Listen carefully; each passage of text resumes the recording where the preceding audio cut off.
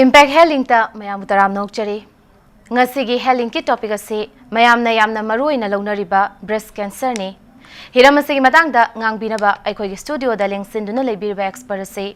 Dr. Ajit Lukram, DNB General Surgery, Clinical Fellow, Colorectal Breast and Endocrine, North Cumbria University Hospital, United Kingdom ni. Mahak hojek Shija Breast and Thyroid Clinic Langolgi Consultant Surgeon oina thaupu bani. Doctor bu akoi studio da taram nokchari. Ahan bamaktada breast cancer gi matangda doctor da khoina lakchani ba wahang ase hojek breast cancer gi scenario ase hojek kai haina aduga Manipur maruina akhoina emphasis se Manipur da piraga Manipur da karamba situation da karamba mafam da lairi ge habise doctor da gi thampi. Breast cancer haiba laina si hojek worldwide oina nupi singda khwaidagi toina naba cancer myam ge marakta breast cancer sina hojik number 1 oiri aduga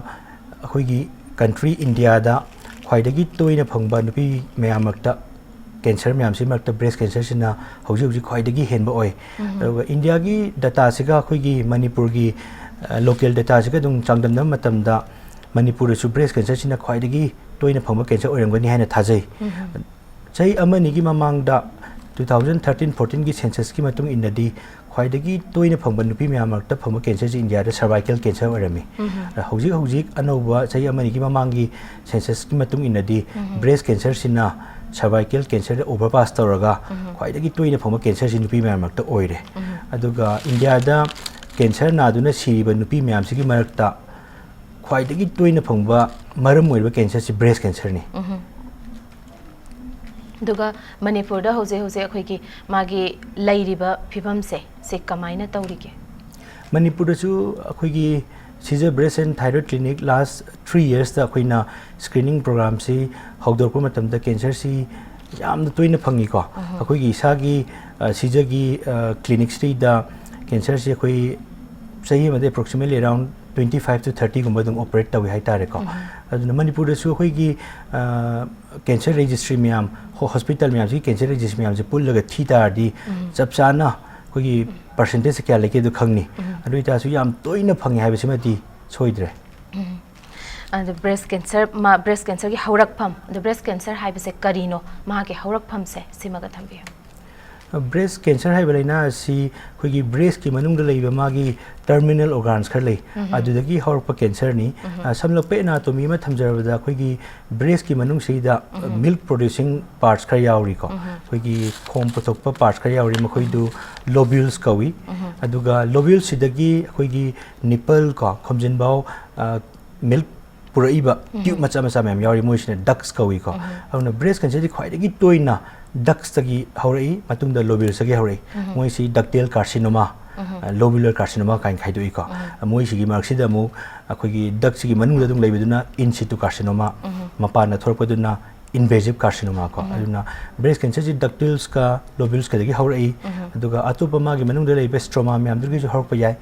ख्वाइदगी तोइनदी मागी terminal organs ducts and lobules तगी हौरई दुगा मागी signs and symptoms से breast cancer के करीदगी हौरपके मागी अखोइना मसी सी तौरगदी अखोइना मसी चिंगनाबा याइना हाइबा मागी साइंस एंड सिम्पटम्स खरा हाइबियो ब्रेस्ट कैंसर की साइंस एंड सिम्पटम्स खरा थमजगे मरुइबा मैम से को ख्वाइदगी तोइना अखोइना क्लिनिक अमदा नत्रगा हॉस्पिटल अमदा ब्रेस्ट कैंसर नारे हाइनका लाकपा नुपी सिंगसिगी मरकता ख्वाइदगी तोइना फंगबा साइंस एंड सिम्पटम्स अपोमने लंप सिनेबको चामै मनुंगदा हुम्बुदी 60% ती breast cancer presents as a lump अपोम ओइना लाएबा अदुगी मतुंगदा अखोइगी निपल सिदगी अखोइना खंगौदना ई थोरकपा निपल डिचार्ज को अखोइना फी सेप मनुंगी फी द ई तैरंबा नत्रगा इसाइ तोंदना हाइपेट सुमदोगा यंग मतंद ई थोरकपा अउना अखोइगी निपल डिचार्ज सी unless and otherwise proved it should be taken as breast cancer na hai magi atopa maram budi le duct papilloma da su trauma da su breast sagi breast nipple discharge blood when thorpa yai adu dar su cancer si da su yam to into ika adagi breast ki skin si da unsa se da ahong balak pa unsa se thagalak pa natraga unsa mathak se da singli gumba urak pa ko adagi di unsa si khoi gi tukhong law dumaina khoi gi komla ki maku dumaina ko orange peel appearance ko po di orange appearance kaina koi doctor ki maron dai nei adagi segap ta mi karak pantak apom ma lakpa adagi khoi gi ngak ki sigi saru sigi matak seida apom ma lakpa ko adagi khoi gi hanna mapan da dum mapasa na lejer man nipple si manung da chingjan gi ba nataga nakanam da inthorap pa adagi breast ki size si nakan ji khenerap pa amana yam hen chawthor pantaga hanna normal lejer ma to picture gi ba moi myam si breast cancer gi yam common over signs and symptoms ni koina khara important over mayam si makta high tardi apomba khomjin dagi e thokpa khomjin je manung da chingjan gi ba natraga nakanam da inthorappa breast ki unsa da hongwa lakpa segakta mi ka ba sigumba symptom mayam si isa na isa gi organ yingjam matam da thengnabi batarabdi yam thuna doctor gi mana am da changaga yingthokpiho breast cancer gi khwaidagi hanba sign and symptom obi ai marak sida I point nam chu thamningi khoi gi apom khudi khoi cancer eng badana ki bai su da ka leite ba apom ba tarai mong da ani khata ne ba cancer be chance lei se risk lei se chance lei je ko nipa na di 100% adum aphabu e ba aduna out of 100 lumps 80 are absolutely benign 20 have the chance of being a cancer haibane ba auna yingtho budi phai aduga cancer oine ne yam ki ba chu phatte ba Namakatara breast cancer ki risk factors de mage breast cancer ki risk factors si ai matham nauna hajar ke ayam ba magi risk factor me am se laibak thibana unmodifiable risk factor oi khoina chumdok pai yaganda ba risk factor oi abna magi risk factor je aham bada jahi yam kalap breast cancer si jahi yami gi matik cancer oi bagi chance se hele ba breast cancer se maximum jai nifu dagi na jai humbu manga ba leiba nupi me am se da khwai dagi toina thu e ba aduna koi chahi yang basimdi koi thingba ngamdre aduna getting older is one of the risk factors ko atopam na genetics koi gi imung manung da natraga mari mata sing first degree relations ta ko koi gi cousin sing adagi uncle gi auntie gi macha sing moi da cancer na gi boitar di ngasai gi patient chiri da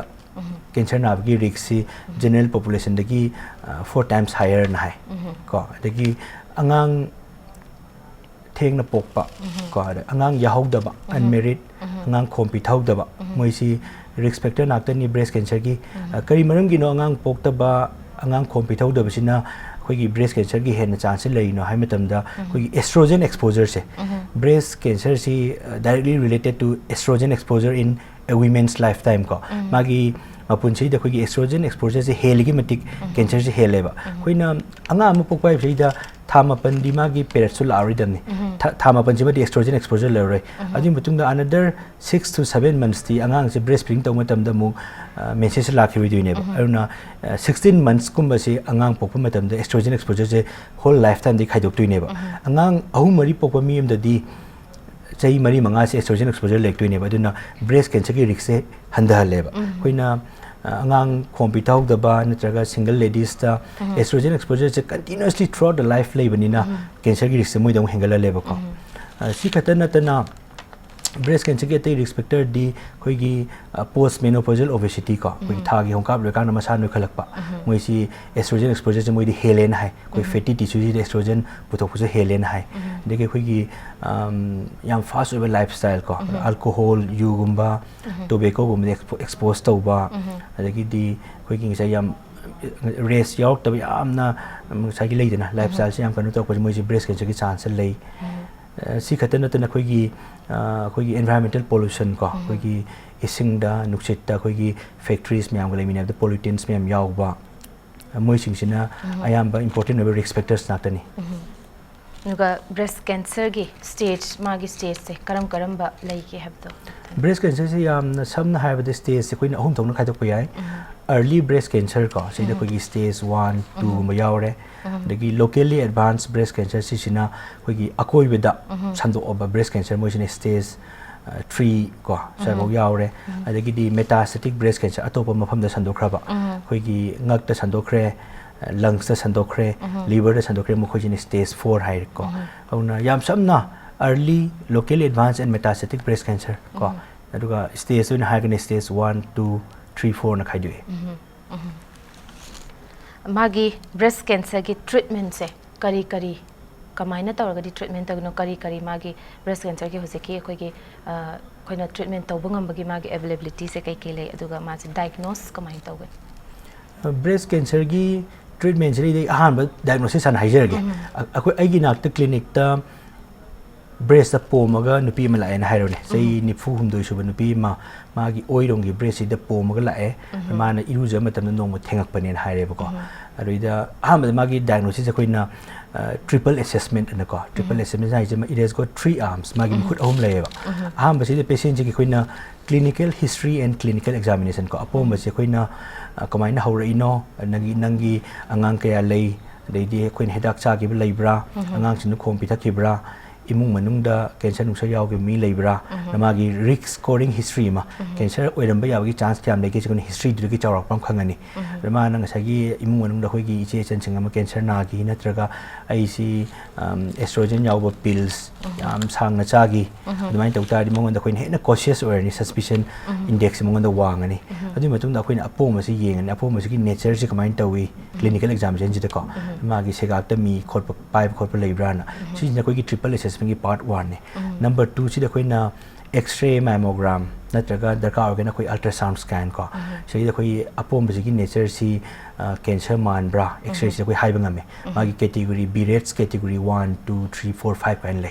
अदु कोइना तौरनी अदु मतुंगदा अपोम बजी कोइना tissue biopsy को tissue biopsy जे कोई येतुम न थिलगा एफएनएसी ने लोबो याय नत्रगा थांग थारगा लौथोगा बायोप्सी इन थाबा याय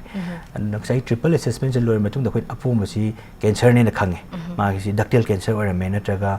सागी लोबुलर कैंसर और में इन्वेजिव कैंसर और में हाइरे अरुतारी मा से कोइना हाना स्टेजिंग तौरने कैंसर सी कर्म स्टेज से ले मसी पोमी पोचे कैम चावी सेगाक्ते मी काबरा थबाकी अदगी ख्वांगी को पुक्की एक्सरे सीटी स्कैन काप मतमदा अतोप मथमदा संदोबा नको मेटास्टेसिस अतोप मथमदा संदोम तादि फन्याम पिकपा कैंसर दु stage 4 ओगिदोइनेबा संदोक्तिबा कांबुदु the मखोइने stage 1 2 3 Namu grouping तौर पोइ वानेबा करुना डायग्नोसिस तौर मतुंग द नेक्स्ट स्टेप स्टेजिंग नि कैंसर जी स्टेज 1 ल 2 ल 3 ल 4 नरुगा ट्रीटमेंट सिंग चाहे हंगबिबा दुमाइना स्टेज की मतुंग इन स्टेज ट्रीटमेंट खेनेबा को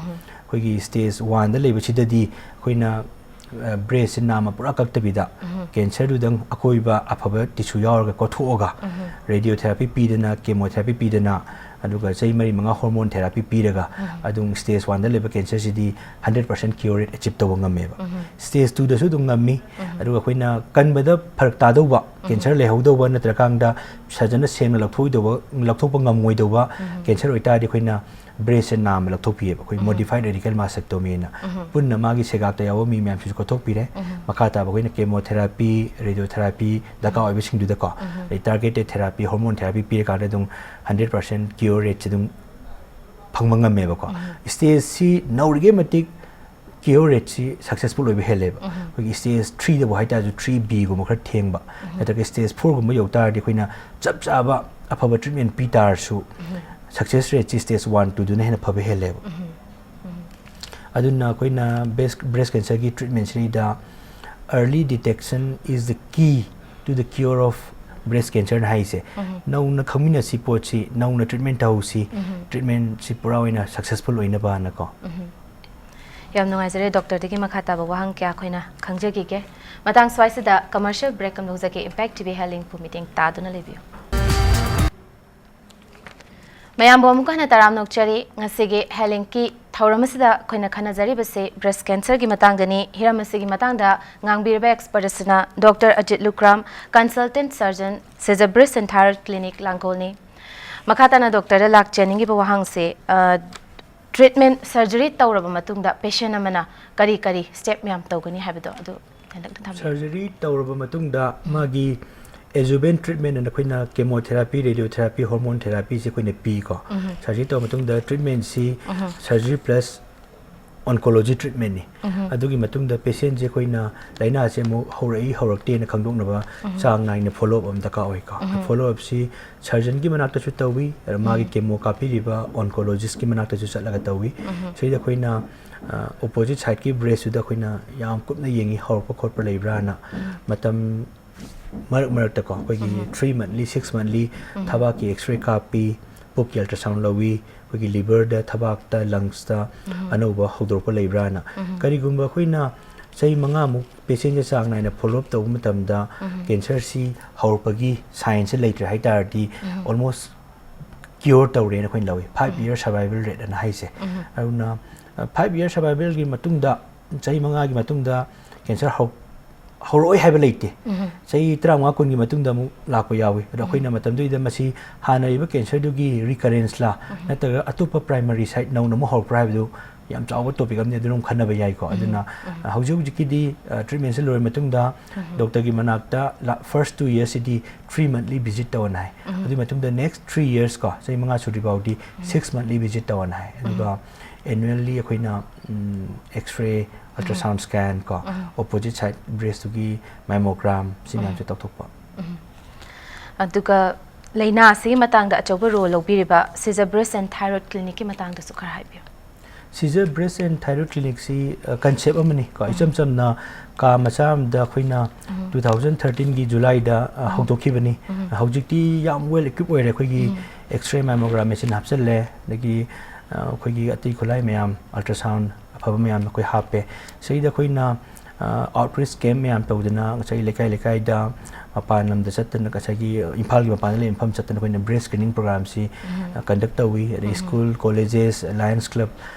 pullaga khoina awareness program mayam si pi ko aduga khoi gi hospital si da su Shija hospital langol da leba Shija breast and thyroid clinic si da khoina free health camp ko tawi handak ta su tawgi reida mi chahong gumba dung attend tawki ko na khoina isam sam na mayam si da khoina breast cancer gi maram si da awareness ama khangan ba aduga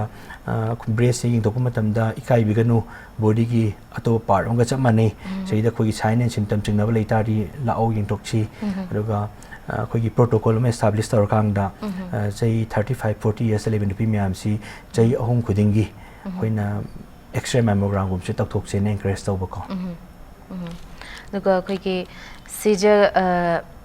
laina se khoina ngan na detect tawse se detect tawna ba kari tawba ya ba akoi nang laina si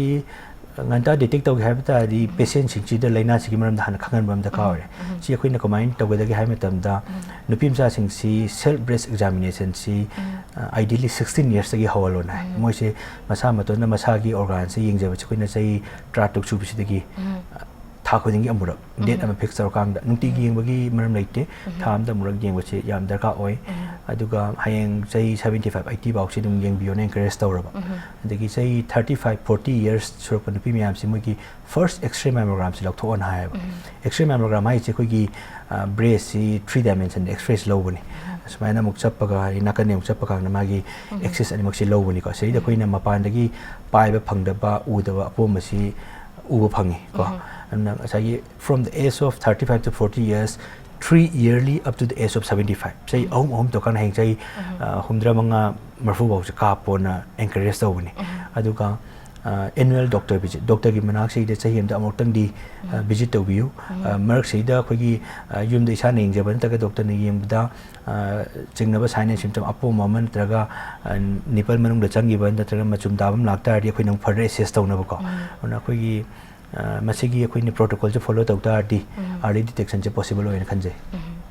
duka khoi gi knowledge laina sigi knowledge laibasu mayawi laitabasu adum lairibane ba aduna laina sigi knowledge laitaba khara khangdaba khara daidi manung hunjana laiba jaga singda aduga khoi gi sigi local gi oine yengba matamda seisida hojeki kari awareness piraga kari step laukhat khiba natraga laukhat ningba haibadu su khathambi yamna chanaba question ni sirida khoina outskirts me amda tariba ko medical officers me am si chu nurses me am si chu khoi gi breast cancer ki signs and symptoms me am si aware him da ka oi makhoi da lakpa patient moina first screening center ni da moi da lakpa patient si kai gumba moina chignabam leita di yam thuna higher center amda refer tak thokang assess ta hanba adu khatana tana khoina local women's group ko koi meira pai bi myam asa workers myam ko di Lions Club se involved tor kang da World Cancer Day gumba adagi akhoi breast cancer and cervical cancer detection project guidelines la pilai si akhoi na mafam pham chala kan akhoi awareness pi ba ko adagi di school colleges ladies school colleges adagi oza nupi myam gi akhoi program gum le mai tan akhoi ngang ba moi sina awareness moi khangna ba mi myam jum khangan ba ani akhoi na Shija breast and thyroid clinic data observation akhoi awareness booklet se akhoi breast cancer ki maram da ani thyroid ki su yawi akhoi na maiter na su iba english su iba like sing se ara ko mi myam se yen thok pa aduga mu share tor ga pa mi na on hai ba ko na ya gi mate akhoi na awareness se khangan dar di detection se akhoi na early stage ta tawba ngam ne thaje duga yamna hangjaning ba question amana khoigi surgery tawgraba mi si matungda magi normal person na moina magi hingadori ba chahi se normal person na moina kayam kuina bawa admaina hingba yabagi chang se kyam wange habdo do thambi masigi kano si hingbagi survival rate si cancer kram stage diagnose taw habdo adu da pole stage 1 2 bawdi kaigumba cancer si am kan aggressive oidre mangonda piba yaba chemotherapy si su phange ko ko hormone receptor myam ji positive ore mai tardi 100% cure rate dung achieve taw ngame ba aduga stage si thengi matik magi survival rate tension be hele kai no da breast cancer is a systemic disease stage wangi wangu ne mai namu khadi dung chando obane singli da ko e ji de cell da chapa matam da aduna kyam ko ine hingba ngi ha ji yamna luba question ni ko adu tar su nar ga la ko mi treatment ni taw da ya de kai no da ma ji char khar le ga si ne na ko ne neglect taw su ya de ba amna akhoi gi intention si cure taw gi ha ba gi intention the treatment ji piri ne ba ko aduga ayam mana chu dung success oi hai tare koi last 3.5 years sai mari short to koi breast Shija gi breast and thyroid clinic ta koi na operation tawrei ba mi myam si amung hanan recur na raga hala po chau ji body thengna dri ko amung thengna da so oisan makha tarak pada khoigi state si lairabana namna dum lei habse common oi wafam ne masai sida sigumba laina ama naraga magi khoigi financially poor patients singi treatment gi availability se kari kari lei ba ge habda tham financially poor patients si yamna tuina Shija da lai ko koi gi mapanda Mumbai da tatara chat pangam da ba